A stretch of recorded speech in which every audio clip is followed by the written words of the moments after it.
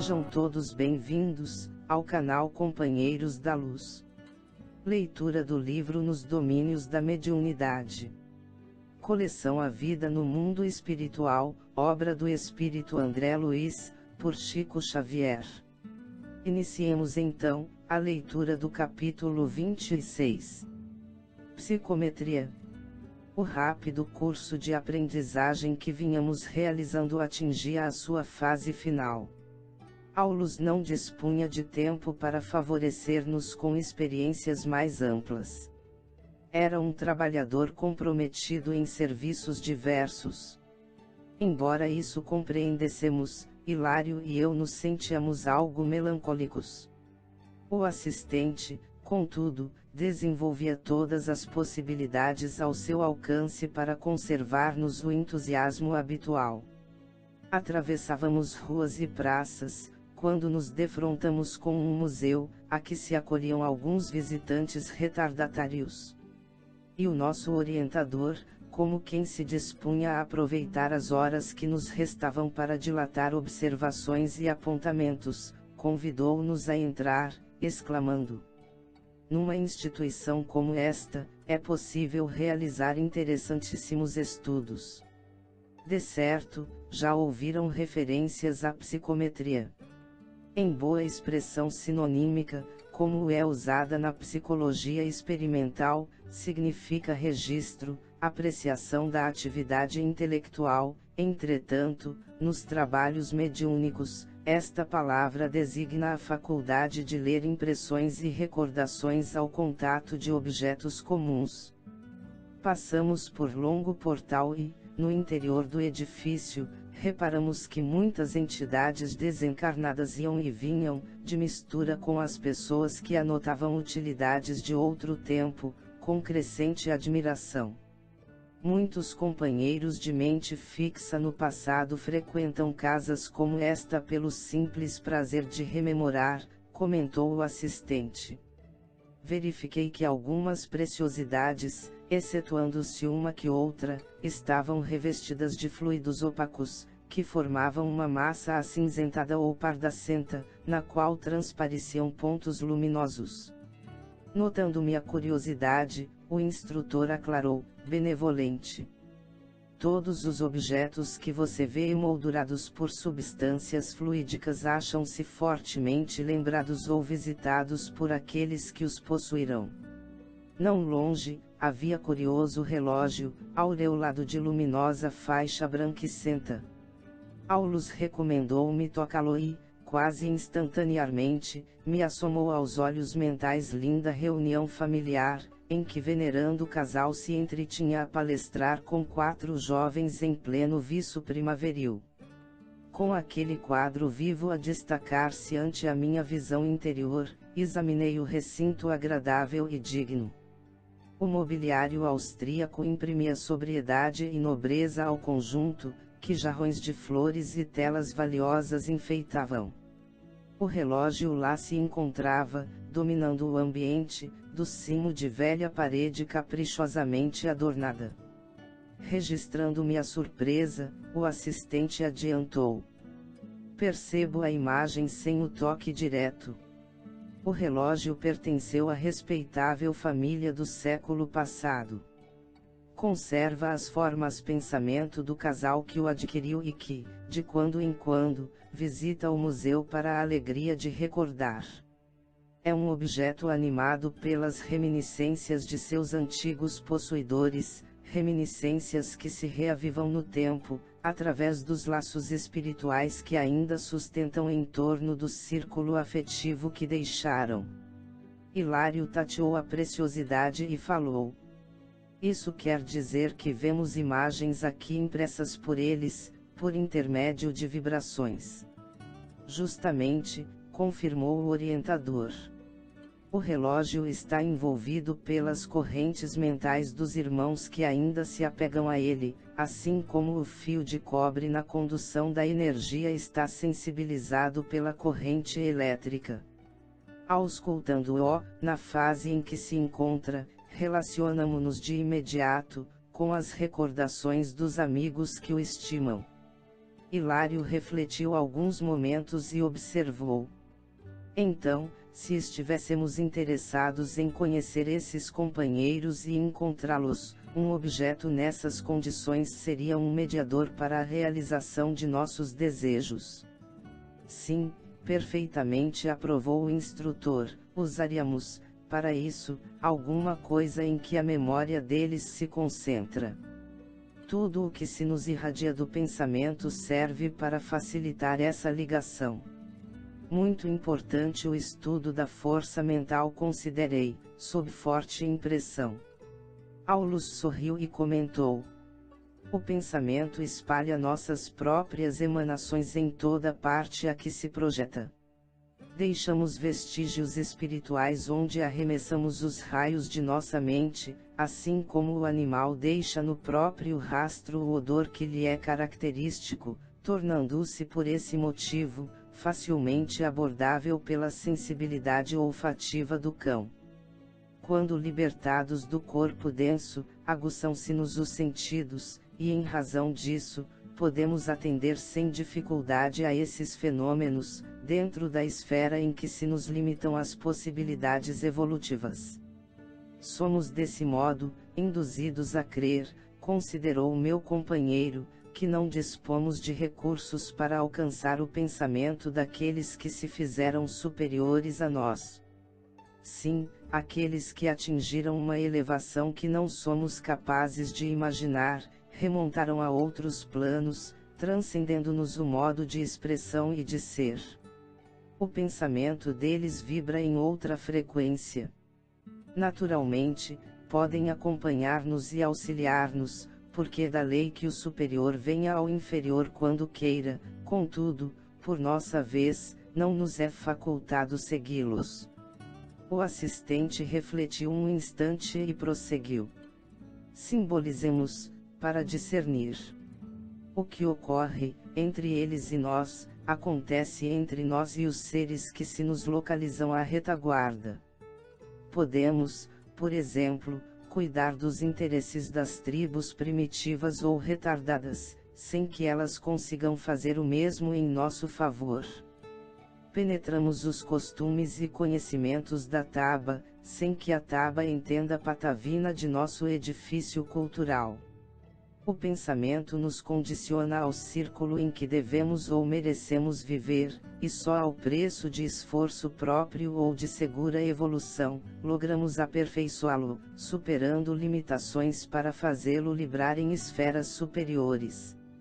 O assistente fitou-nos com bondade e acrescentou: no entanto, evitemos digressões em desacordo com os nossos objetivos essenciais. Imaginemos, disse por minha vez, que nos propuséssemos fixar a atenção num exame mais circunstanciado.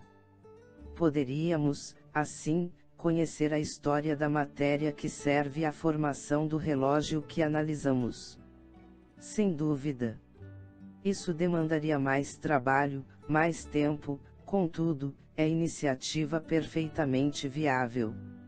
Cada objeto, então concluiu Hilário, pode ser um mediador para entrarmos em relação com as pessoas que se interessam por ele e um registro de fatos da natureza. Sem mais nem menos, confirmou Aulus, seguro de si, não podemos esquecer que o paleontologista pode reconstituir determinadas peças da fauna pré-histórica por um simples osso encontrado a esmo. Quando se nos apura a sensibilidade de maneira mais intensiva, em simples objetos relegados ao abandono podemos surpreender expressivos traços das pessoas que os retiveram ou dos sucessos de que foram testemunhas, através das vibrações que eles guardam consigo.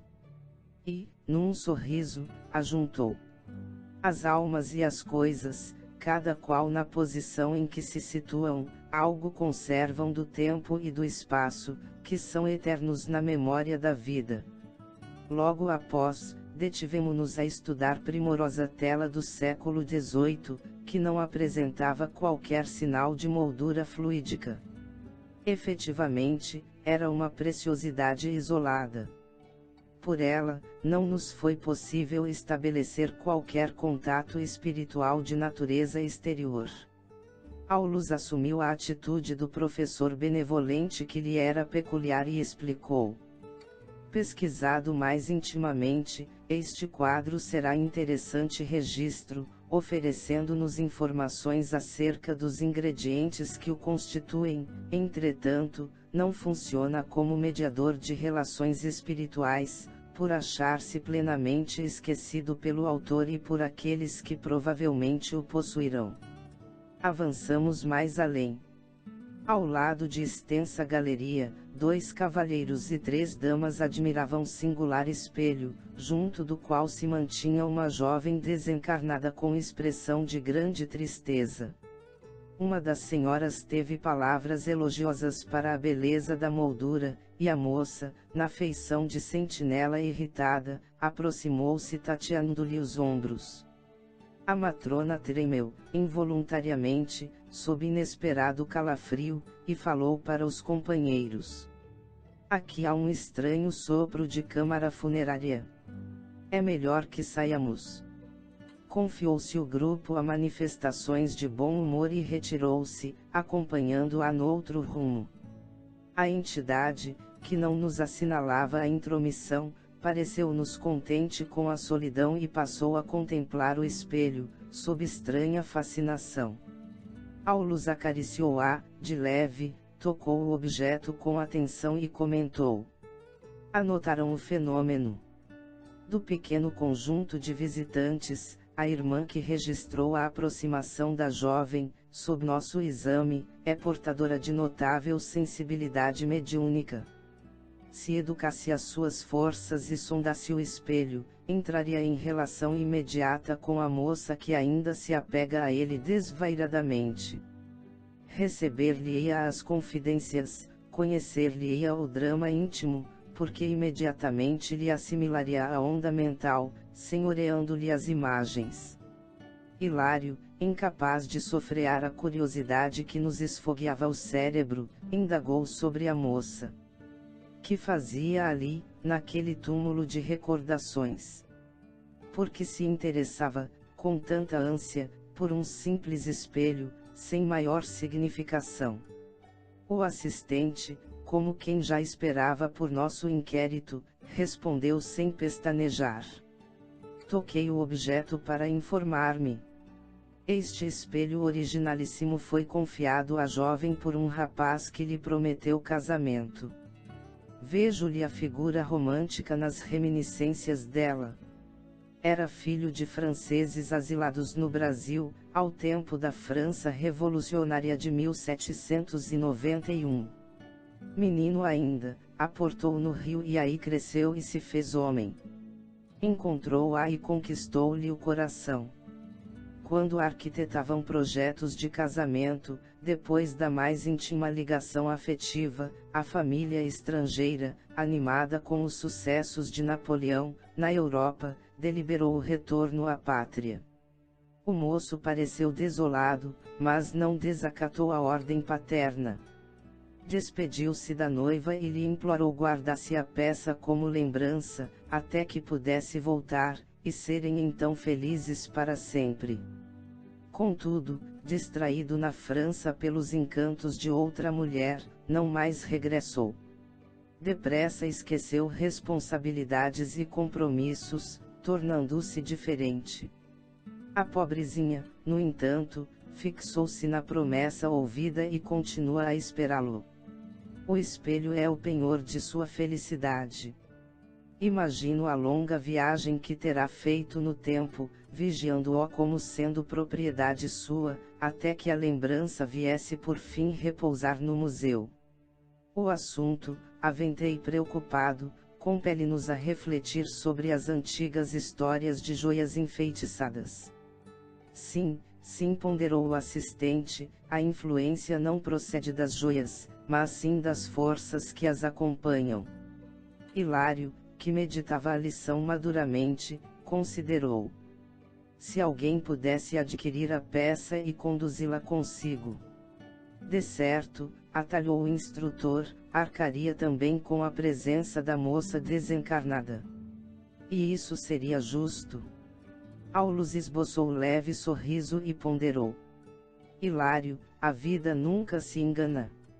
É provável que alguém apareça por aqui e se extasie à frente do objeto, disputando-lhe a posse. Quem?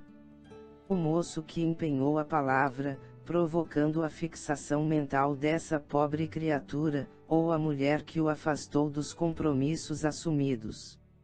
Reencarnados, hoje ou amanhã, possivelmente um dia virão até aqui, tomando-a por filha ou companheira, no resgate do débito contraído.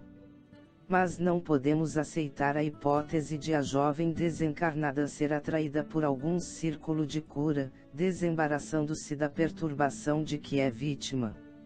Sim, concordou o orientador, isso é também possível, entretanto, examinada a harmonia da lei, o reencontro do trio é inevitável. Todos os problemas criados por nós não serão resolvidos senão por nós mesmos. A conversação era preciosa, contudo, a responsabilidade impelia-nos para diante.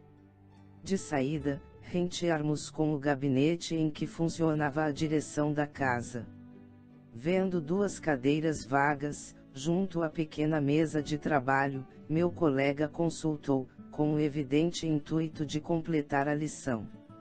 Creio que os móveis sob nossa vista são utilizados por auxiliares da administração do museu. Se nos sentarmos neles, poderemos entrar em relação com as pessoas que habitualmente os ocupam. Sim, se desejarmos esse tipo de experiência, informou o orientador. E em nos referindo aos encarnados, prosseguiu Hilário.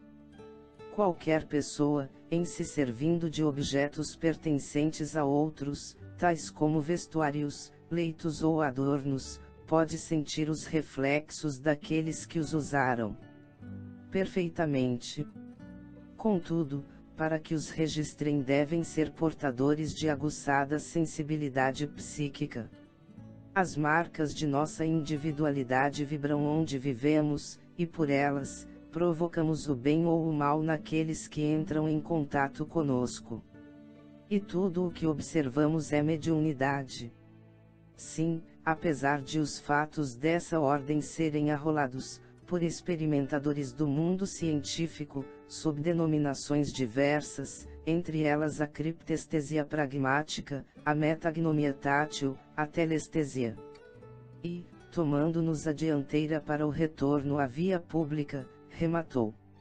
Em tudo, vemos integração, afinidade, sintonia. E de uma coisa não tenhamos dúvida, através do pensamento, comungamos uns com os outros, em plena vida universal. Chegamos ao final deste capítulo.